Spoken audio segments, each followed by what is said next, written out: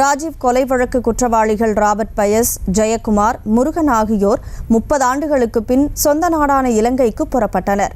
இதுகுறித்த கூடுதல் விவரங்களுடன் இணைகிறார் செய்தியாளர் மொய்தீன். வணக்கம் மொய்தீன், முழு விவரம். வணக்கம் கணமொழி. ராஜீவ்காந்தி கொலை வழக்கில் விடுதலையான 3 பேர் இன்று காலை 10 மணிக்கு விமானம் மூலம் இலங்கை புறப்பட்டனர். திருச்சி சிறப்பு முகாமிலிருந்து நேற்று இரவு 11:15 மணிக்கு சென்னை வருகை தந்துள்ளனர்.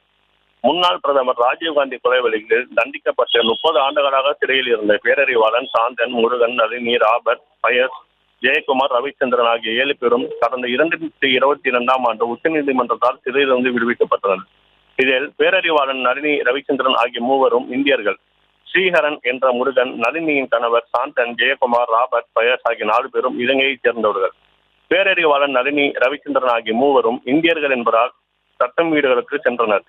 ஆனால் இலங்கை குடிமக்களான முருகன், சாந்தன், ஜெயக்குமார், ராபர்ட் பயஸ் ஆகிய 4 பேரும் திருச்சியில் உள்ள சிறப்பு முகாமில் தங்க வைக்கப்பட்டனர். இவர்களின் உடல்நலக் குறைவு காரணமாக சாந்தன் உயிரிழந்தார். இந்த நிலையில் தான் இவர்கள் விரும்பும் சொந்த நாட்டுக்கு செல்ல அனுமதிக்குமாறு முருகனின் மனைவி நளினி சென்னை உயர்நீதிமன்றத்தில் வழக்கு தொடுத்தார். அதன் அடிப்படையில் தமிழக அரசு மூலம் சென்னை நுங்கம்பாக்கத்தில் உள்ள இலங்கை தூதரகத்தில் பாஸ்போர்ட் பெறுவதற்கான நேர்காணல் நடைபெற்றது. இதனை அடுத்து இந்த 3 பேரும் இன்று விமானம் மூலம் அவர்களது சொந்த நாடான இலங்கைக்கு சென்றனர்.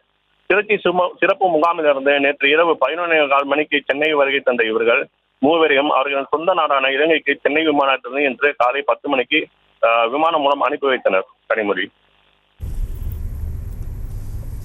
தகவல்களுக்கு நன்றி மொய்தீன்.